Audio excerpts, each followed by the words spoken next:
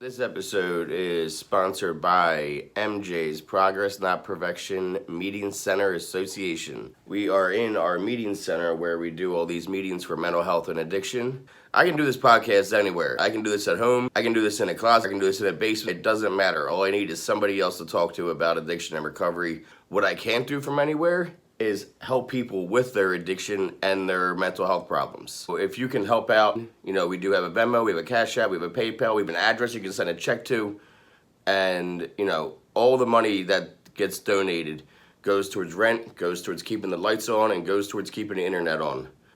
So please, if you can give $5, $10, $20, it doesn't matter. Anything you can is so appreciated. And if you are a local business, if you're a national business, whatever, and you want to be a part of what we're doing, you can reach out to me and we can talk about how you can be a sponsor. But I'll let you get back to the episode. Welcome to the show. I appreciate you coming on, Carly. Thank you for having me. All right. So, how much sober time do you have now? 5 years. 5 years. So, okay, now we're in a holiday season now. We're talking now. It's a holiday season. This isn't your first time going through, Thanksgiving and everything sober. Now, do you do something like what do you do for yourself to get through these days? As opposed to before.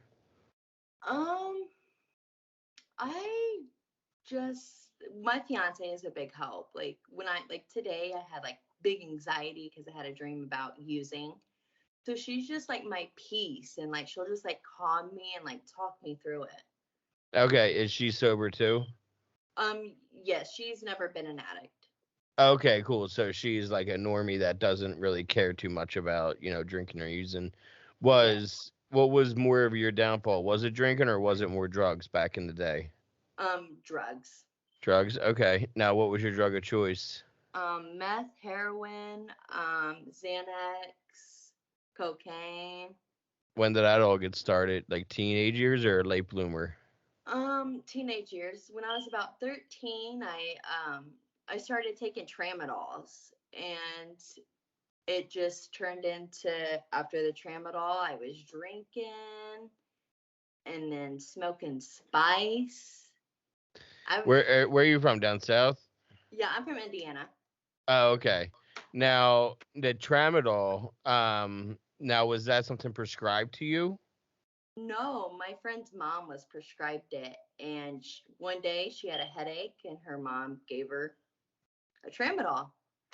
And then she liked the way she felt, and she was like, Carly, try this if you have a headache. And I like fell in love. You're I like It shit, was I'll the get red headaches strip every day. ones. Yeah. Yeah. Took like So four of them. okay, so your first introduction to like, feeling, getting out of yourself was actually a pill and not really a drink. Because Yeah. then someone probably, what was it? Someone told you, hey, if you drink, you can have some fun too. Well, honestly, I was the youngest out of all my friends groups. I hung out with people way older than me, Okay. always. And they were old enough to buy alcohol. One of their sisters were, and they got a hold of it. And we were just like having a heyday with it. Yeah, that And makes I, sense. Yeah, if you're like younger out of your group and then you have friends that have older siblings, mm, I can see really easily being able to acquire alcohol because the hardest thing for sometimes it's easier for a teenager to get high because it's easier sometimes for a teenager to get drugs. But yeah. then there's the teenagers who have access to alcohol through older siblings or whatever, and they're able to start drinking early. When did it start becoming a problem? I would say when I was about 16, it with Spice. Spice was I was one of those users that I didn't see myself being an addict. I was just doing it for fun. So I would do like, I would smoke Spice, and then I would do Percocets, Dilatas. And by 17, I was introduced to morphine patches, and I fell in love. I was obsessed. Someone's grandma died, and um, she was prescribed the patches. So when she died, one of my buddies went and stole them all. So, I was getting that every day, every day. But one of my other friends, they were also addicted to heroin. And they were like, Karlee, try this. It's just like the patches. And I'm like, I've always got told heroin was bad, never to do heroin. Yeah. And then when the morphine patches ran out, it was like, okay, I guess I'll try it, but I'm only gonna snort it. It's trying to justify myself, like I'm only gonna snort it. Yeah. Well, the first couple times I did it, I didn't like it. It was just making me sick. I'd throw up. And then one day, I bought stuff and they just cooked it all up. And I was like, I don't, like, I snorted. What are you doing? And they're like, well, you got two options. You can either do it or shut the fuck up. And I'm like, okay. I just took a deep breath. And the person that I was using with, they were like, just hold my hand, Karlee. It's okay. And I shot up and I fell in love. By 18, I was a full-on heroin addict. Were you going to school still? No, I dropped out at 16. Where were you living at the time? I was living with my mom, but I was using it so bad that one time me and my dad got into a big fight and I ripped his shirt off of him and I just went crazy. So he told me that I was no longer allowed to live there, and my mom put me in an apartment. And she was paying my bills, buying me groceries, giving me money. So once I moved out of my mom's, it just got worse. Yeah, because you were able to, you were not being supervised at all Hmm. and able to pretty much do whatever you wanted. Yeah, it was like So free for all. yeah, how long did you keep that place for, that she was, taking care of for you? My mom paid for all my bills and a place for me to live until I went up to rehab. Oh, wow. Okay, Yeah. so how She long did you last then? I went to rehab a month before my 21st birthday. So from So 17 to 20, almost 21, my mom was paying my bills and I was getting evicted out of these apartments, but she still put me in another apartment or put me in another trailer. oh, I see. So she was just helping you like float, Hmm. basically. So Yeah. is it and it was only because she didn't know what else to do, I'm sure, And what to do with you. see, I had a few of my old friends. Once I started using, they cut me off and they texted my mom off of a secret number saying, Karlee's doing heroin. Check her, check her. But I never shot up like in my arms. I only did it in my hands. And I had cats. So I would have my cat scratch me. So it just looks like my cat scratched me. It didn't look like I was shooting up dope. Yeah, that makes sense. And Yeah. you weren't like, some people look like they're addicted to drugs. Hmm. You know what I See, mean? I was always raised that you have to do your hair, you have to do your makeup. So even if I was dope sick, I knew if my mom came in and I did not have my makeup on and my hair done, she would know something was up. A lot of my friends say I was the cleanest drug addict they've ever met. Yeah, I mean, and that's actually that's the reason why in rehab self-care is so important because a lot of people forget how to do basic things like, brush their teeth and do their hair and stuff like that. And that's why it's such an make their bed, such an important thing to like acclimate us back to being regular again. But it's funny that you were doing that just to like keep up appearances for your mom so Yeah. she would keep paying your bills and enable you, Yeah. so to speak. So what was it then for you? Were you getting arrested a lot? Like why all of a sudden at 21 where you were like, okay, I need rehab now? Um, so a week, I can't open this. Sorry. A week before I went to rehab, um, I was also doing meth. The last 6 months before I went to rehab, I was really, really bad on meth. And one night, I wanted to go to sleep, so someone was like, "Here's some Xanax. Take them, you'll pass out." I'm like, "All right." They weren't Xanax, they were roofies. And I woke up and I was raped. So I called my mom and I said, "Mom, I just got raped." And she said, "Well, Karlee, the life you're living, what do you think would happen? What do you think was going to happen?" And I was like, "I don't know." And then a week later, my mom called me. She said, "Karlee, you have two options: be homeless or go to rehab in Florida." And I was like, "Take me to rehab. Take me to rehab."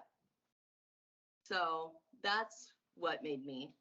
Did she go to Al-Anon or something, or did she? Because that sounds like somebody was like, "Hey, you have to tell your daughter do this," or it's like I feel like she was almost coached into saying that. Not that it's a bad thing. I Yeah. know that a lot of parents, whenever they're talking to their child and it's their first time dealing with presenting rehab to their children, it can be something that they're an uncomfortable thing for the parent to do, and a lot of the times they are coached on how to say and what to say exactly in order to get the addict to accept help. And I'm wondering if she was coached on that. I think my brother, because my brother's the one that found the rehab and everything. My brothers Okay, had that makes sense. yeah, they had a suspicion. One day they came to my apartment, but I wasn't home. And they walked in and they found needles.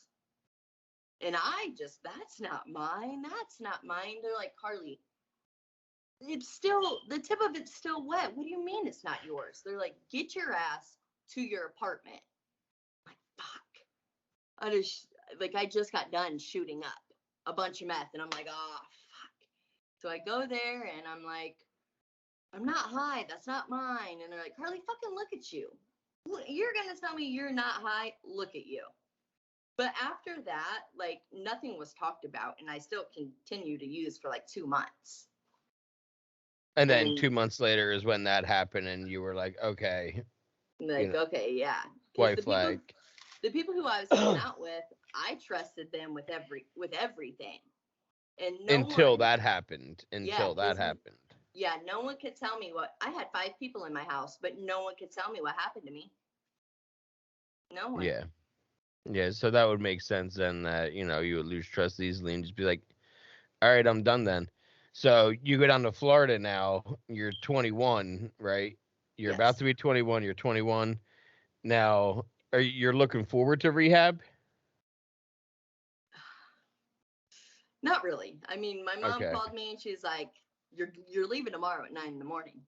And I'm like, "God, all right, okay."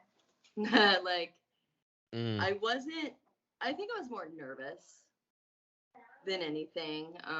You know, I remember I was trying to get dope the night before I went to rehab, but my dude had to re-up.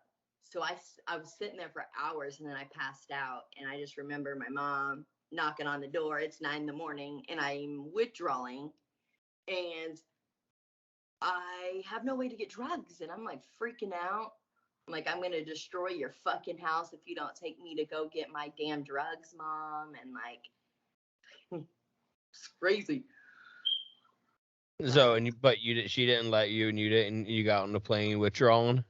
Yep. I smoked 3 blunts and I was like, "Oh, all right." My mom had to call my brother over because I'm personally scared of my brother. I know my brother could kick my ass. And she had to have my brother come over because my mom was that scared of me because I was just, I was crazy Well, I'm knowing sure that you're physically withdrawn from dope. You're mentally withdrawn from meth. You're physically withdrawn from Xanax. You're not comfortable. Your skin, I'm sure, feels crawling, and you're at this time, usually whenever it gets this bad, you're about to get high again, and you know that. And this time, you're not about to get high. You're about to board a fucking flight from Indiana to Florida that I can imagine it's got to be at least 4 hours. yeah, You I think it was know, 3. 3. Okay, yeah, I was just guessing. I have no idea. Where in Florida did you go? I went to Tampa. Okay. I went to River Banks, I think it was called. And But how was I that didn't. experience? I left 2 weeks later. But my dad, my real dad, lives in Florida, and I haven't talked to him since I was 8 years old. My mom had this plan that I had no clue about, that I was going to get out of rehab, go to my real dad's, and then maybe get to come home. Well, I didn't know that. I thought I'm going to leave this rehab and I'm going to go home. No, no, So that's not you what leave happened. 2 weeks. Why did you leave within 2 weeks? What was it? Were you uncomfortable or? Yes, because they don't, for the first like week, you're not allowed to have phone calls. And Mm-hmm. even though I was always getting high, I'm someone that I talk to my mom every day, multiple times a day. And the fact that I'm somewhere new, they're not letting me call my mom. I just go in like panic mode. And then I can finally get the phone calls, and I'm on the phone with my mom, and the lady doesn't know that I can be on the phone, so she hangs it up. That was it for me. That was it. I was like, fuck no, you're gonna hang up my phone call. I was like, fuck you, I'm fucking leaving today. I picked up the phone, I called my mom, and I'm like, I'm out of here.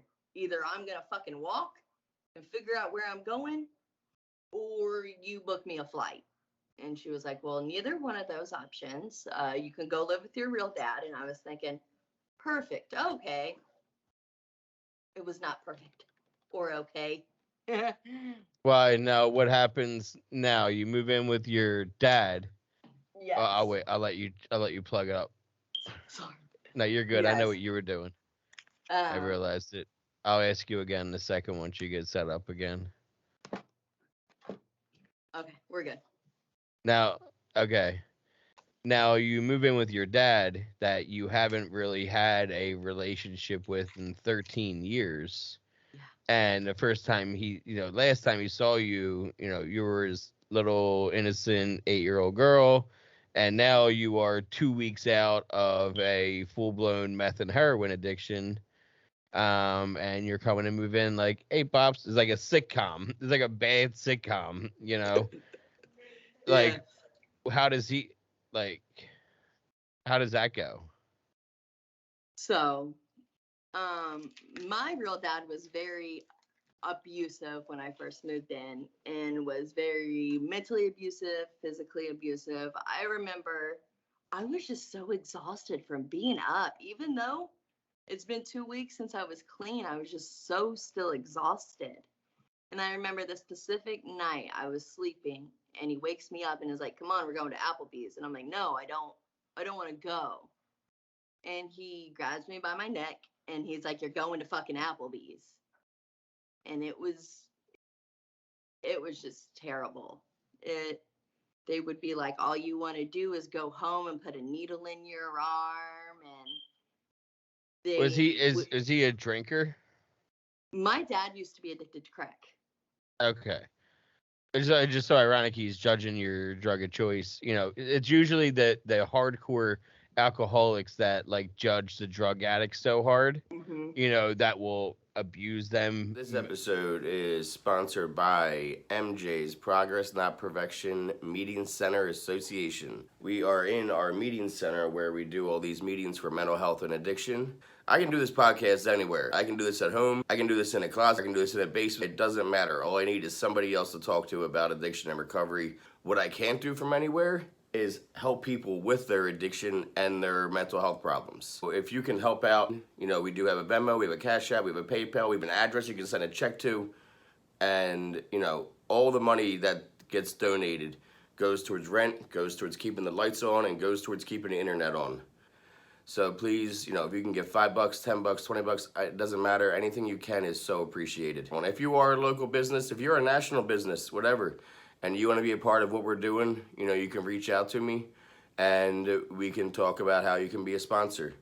But I'll let you get back to the episode. Physically and verbally, because oh, you're putting a needle in your arm. Why don't you fucking drink a silver bullet? Like that kind of shit. Like that's what I think of. Like I don't know. But yeah, like that's no. So you said that was a key word. So how long had he been clean? But yet he must not be working a program if he's abusive towards He, you. yes, he is a 15 years sober. Um, White knuckle sober or program sober? Knuckle sober. Like he'll still Okay. drink sometimes. He does have a medical card now, because in Florida Yeah. you can have medical cards. Yep. Same OPA where I'm at. Yeah. So now, since I don't live with him, our relationship is better, but it was just so bad. Like at one point, I put a pitchfork under my pillow and I was waiting for him to come and physically hurt me again, because I was just in my head, I'm like, I'm gonna get him right in the jugular. I can't take it anymore. And I told my mom, like, Mom, I'm gonna kill myself if I don't get out of here. And I've said that I was gonna kill myself before when I was really sad and, first coming off of dope. But she could tell that this time I was like, I'm serious. Like, I can't live here with him. I wasn't allowed to have a cell phone. I wasn't allowed to go hang out. They got to pick who I hung out with. So, and then what was it that, got you out of there finally? Like, have you been sober this whole time? Still to this day? Yeah. Like, part of your 5 years is that rehab trip that you were only at rehab for 2 weeks. Yes. And you were able to stay sober while this is going on with your dad. Yeah. So, which is huge because a lot of people would want to run to drinking or using over this Hmm. kind of trauma. Now, were you working a program during this time? No, my dad told me that, like, I asked to go to meetings and he refused. If it wasn't church based, I couldn't go. I see. Okay. Now, do you go to meetings now? No. No. Okay. What would you consider like, everybody, I know plenty of people that don't go to meetings or didn't do the 12 steps that are able to stay sober. I feel like everyone has like their own kind of, system, like meditations or yoga or like what do you do for your sobriety basically? Um, Honestly, what really keeps me sober is my fiance. She has a big family. So she has like 15 nieces and nephews. And just like having them around, and just for some reason, like when they're around, I just don't think about it. It just Mhm. calms me being around them, because I just love kids. Yeah. And you have a But kid or is that your fiance? So like how does that, if you don't mind me asking, I'm curious. that's mine and my fiance's kid. We got a sperm donor, Oh, and okay. yeah. That's awesome. So yeah, you're Yes. really yeah, how long have you two been together? Four is coming on 4 years. So you met towards the end of your first year being sober. Yes. So how was that introducing your past life to, your fiance when, you guys met? Well, my fiance, around that time, she just lost her cousin from a heroin overdose. So she got the sense of loving someone who was an addict. I straight told her, like, hey, I am an addict, and if you want to be with me and stay with me through the struggles, then cool. If not, I understand. So she was kind of open arms. She was more glad that I told her about it than trying to hide it, I Yeah. guess. Yeah, I mean, and you're proof right here. Like, everyone has different ways that they can stay sober. People Yeah. stay sober for different reasons, different ways. And that's why I love putting out so many episodes all the time, is because it's showing there's not just one fits all, one way fits all. There are Yeah. people that have even asked me, privately, like, about how come you're putting out stories that's not just like what you did and or what the program is like or what AA is or just like everyone who's been through the steps, because I want people to put every story out there for Yeah. a listener to be able to resonate with, because there are people like you that are doing it on their own or going to church or finding, support through family. That's what it sounds Yeah. like you are. You're finding your support system through your family and through your church, and it's kind of like more faith based. Yeah. And as opposed to 12 steps based or whatever therapeutic, there are so many different ways that you can do it. White knuckle is probably the most detrimental because it's not, it's kind of just like talking. But when Yeah. you're going to church and stuff like that, and you're talking to your fiance all the time, and you have a support system where you can be open, and obviously you're in other groups. We met on a Facebook group, right? Yes. So you do stuff like that too, where are you in a bunch of groups on social media that have to do with recovery? Yes. And honestly, I never posted in one until my 5 years. I was just like, I don't know why. I was just like nervous. Like I would comment on people's stuff, but I never told my like story until I hit 5 years. And, how does it feel even like today, like telling your story again, like in a different kind of way too? Like it can be really therapeutic, I Yeah, find. it is. And I'm like just mind blown because like I always thought I didn't really have faith in myself. I was like, okay, I'll get sober and maybe do it once or twice. Like I'm surprised I've stayed sober and I haven't used, I haven't relapsed. Like I'm just so proud of myself for doing that because in my head I was just like, okay, I'm gonna get sober for a little bit. We'll see. But Yeah. And you should be proud of yourself. And thank especially you. like the fact that you can there are some people that they need to go to, a meeting every single day for the rest of their sobriety. There's people that are Hmm. 30 years sober that haven't missed a meeting in 30 years. Yeah. And if they do, they're afraid they're going to relapse. So, you can wake up and know that you have a day ahead of you or work ahead of you and life's going to come and you're going to be fine and you're not going to have to drink or do drugs or anything because you're going to get through the day. It's been 5 years now of you getting through things because you got through even traumatic events, with somebody close to you, right in early sobriety, like 2 weeks into being sober, and you're going through this now. Yeah. It's usually the other way around where it's like trauma, I'll get sober. But you're like, oh, I had trauma. I'm gonna go through drugs and addiction. I'm gonna get sober for 2 weeks and then go right back into some more trauma. Right. So, the fact that you're still sober is just proof right there that you can just have faith and go to church and just find a good support system. How did you and your wife meet or fiance meet? Um, Tinder. That's how we met. That's how my wife and I met. Don't worry. That we met on Tinder and we met, we were only gonna be friends with benefits. Yeah. And we weren't ready for relationships when we met. And a month later we were engaged. That's life. Right. So, Right. and now we have, this place, this meeting center that I run is because of Tinder. This AA Love it. meeting I had this morning was because of Tinder 3 years ago. So yeah, That's cute. thank you, That's Tinder. funny. This is a great promo for Tinder. We'll cut. Maybe they'll pay us. Right. Pay up, Tinder. You're saving lives now, mental health and addiction. You're doing God's work. And there's a little baby on the other side of that screen because of you, Tinder. Yeah. How old's your kid?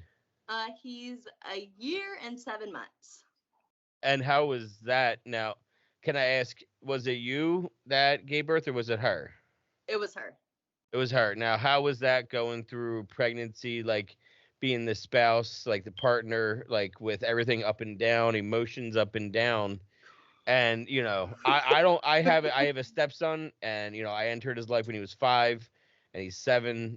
So I wasn't around for her pregnancy. So Hmm. I've heard stories, from her, which are unflattering. So I can, how was that being sober with her? Uh, it was good. It was Okay, just, I guess I just understood because I'm a girl. But that's true. Yeah. Okay. because me and her, like, we like roast each other all the time. I'll be like, "You're a bald headed hoe," and then she'll say something back to me. But then when I'd roast her when she was pregnant, she would just cry and cry and cry, and I'm like, Like, this isn't fun anymore. "Yeah," I'm like, "All right." all right, I'm done kidding with you. I'm Mm-hmm. done because you were just being a little crybaby right now. And you're still down in Florida? Yes. That's awesome. And especially if you're still in that area, Tampa Bay's been killing it with championships lately. Well, I know you might have left Tampa Bay by yeah. now, but when you went down there, because you left because your dad, and so I'm sure you left the area. But Tampa Bay, they got like the Lightning just won, and the Buccaneers, and what other team? The Rays, or I don't know. But either way, either way, I'm glad you're doing good. Thank you. And I hope you have a great holiday, and stick with what you do, because you don't have to change your recovery plan for anybody else. It's one of the hardest things that bothers me the most. Biggest pet peeves I see is people critiquing people on how they live their recovery, Hmm. and they have something to say, whether even if they drink here and there like your dad does. That's Hmm. not a problem. If it's working for him, it's working for him.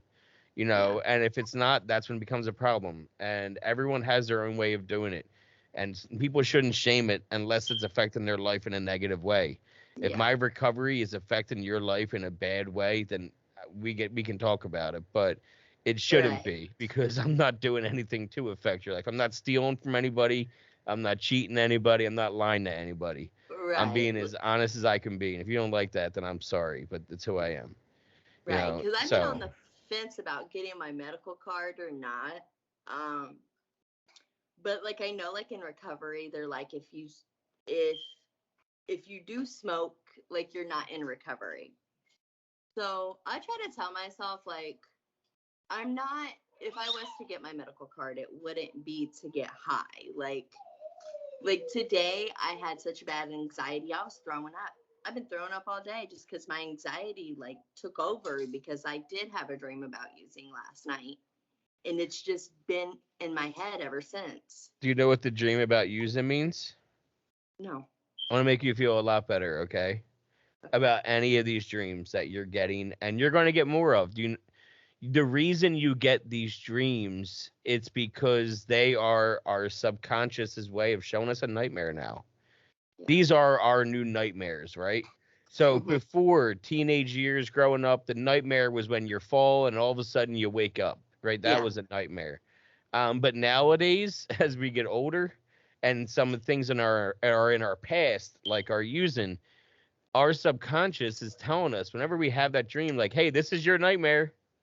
Yeah. This is a nightmare night. So just because there's not fire and the devil doesn't mean it's not hell.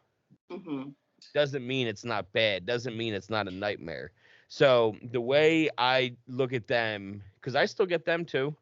And when I get them, I'm like, oh, well, I had a nightmare. That's all I tell myself now. Yeah. Because it's easier to tell myself that I had a nightmare, because I don't dwell on the nightmare. It's just something that I accept because I understand what a Mhm. nightmare is. But when Yeah. I tell myself it's a using dream, then it gets stuck in your head. And that's when it can be dangerous. So if you That's a tell good way of yourself it's a thinking. nightmare and not, it helps a lot and it goes a long way, Yeah. because they're going to continue to happen. It's just your new nightmare. Right. So that is what I would say for that. And what was the other thing you just said about the medical card? It's about your relationship. Okay. So I use medical marijuana. I've used it Okay. since day one. I went to a place called High Sobriety. It was in a rehab in Los Angeles that helped you change your relationship with cannabis. So, Okay. but people would never know that I use it if I wasn't so honest about it, and I talk about it so openly. Yeah. I don't smoke it though, and that's my point. Is I smoked it so much for the effect. It's the same thing as why I would chug a drink and not sip, or why I would sniff a pill and not eat it, because I Yeah. want the effect right now. So I don't smoke. Okay. I use a little edible capsules. Okay. I take them microdose style with my blood pressure medicine. It's like, oh, blood pressure time, and then I pop a capsule, and then an hour to 3 hours later, I start to subtly feel the effects. Yeah. But it's nothing that's immediate. It's nothing that I can escape with. It's not like I can come home and be like, I just had the worst day of my life. I'm going to smoke a fat blunt to my head. Yeah. That would be a problem, because then I'm escaping my day with that fat blunt. But if Yeah. I'm taking my medicine, it's working my anxiety throughout the day. It's helping for Yeah. my depression throughout the day. It's just like I'm taking a vitamin. I'm preemptively knowing that I'm going to have anxiety, preemptively knowing I'm going to have depression if my medicine's not working for me. So Yeah. I don't get really high off of it. I just know that it's doing its job inside my body, in my head. Yeah. So that's how I live with it, in a sense that I feel like I'm still in recovery because I'm not trying to escape my problems by smoking or using it. If I Okay. was, then it would be an issue, in my opinion. Okay, I see. Yeah, So makes sense. Makes if that, sense. if that gives you a better mindset of it going into it, that's what you would have to do is if you're having a bad day and you had a horrible day and you're like, I have to get high and smoke, that's when it's a problem Yeah. because that's when you're using it in a way that's going to be detrimental because you're escaping with that. Because drugs Yeah. and alcohol weren't our problem, Carly. Yeah. Nope. Drinking wasn't my problem and drugging wasn't my problem. It was the solution to my problems. I still had real life problems, and that was how I fixed my problems was to get high. Yep. So if you were to fix your problem by smoking weed, then you're back to your problems because you're using that as a crutch. Yeah. But Back to my old ways. if you're using it as medicine, then you're just taking it and walking away, taking it and walking away. Yeah. Because I So work at a dispensary. I work at a okay. Truly. Yeah. Oh, cool. So you know all about RSO probably then. Yeah. That's That's why what I like I've use. been on the fence. Like, do I get my medical card? Should I not get my medical card? And Yeah, I'm gonna have a girl on actually. I'm gonna be talking to her later. She has like a whole like Instagram following where she's like a canna person where she does like cannabis related content on Instagram. hmm I think her name is Plant Curing. And she's in recovery and she okay. uses cannabis in her recovery. And actually, I was gonna have another girl on from Massachusetts, but she's been on my show twice, and she has a whole entire 420 recovery on Instagram. It's under 420 recovery, and she has a show she does on Mondays. And yeah, she's all about cannabis and recovery as well. So there's a whole community that I could introduce Yeah. you to on Instagram. I Okay. don't know. Do you use Instagram? Yeah. There's an amazing community of cannabis and recovery, like Okay. huge. If you find me under jd.dilks, then add me and I'll send you a bunch of accounts and Okay. they're all going to be positive for cannabis and recovery. So they're all ones that have been doing it for years and have safe ways of doing it as well. I think you're doing great. And thank you Thank so you. much for sitting down and talking with me, Carly. Like, Thank you for having me. it's always nice hearing different ways people are surviving, you know what I mean, and getting hmm by and doing this. And it's always nice to hear not everyone's doing it the same way I am. Yeah. So I appreciate that. So keep doing what you're doing because it's working for you.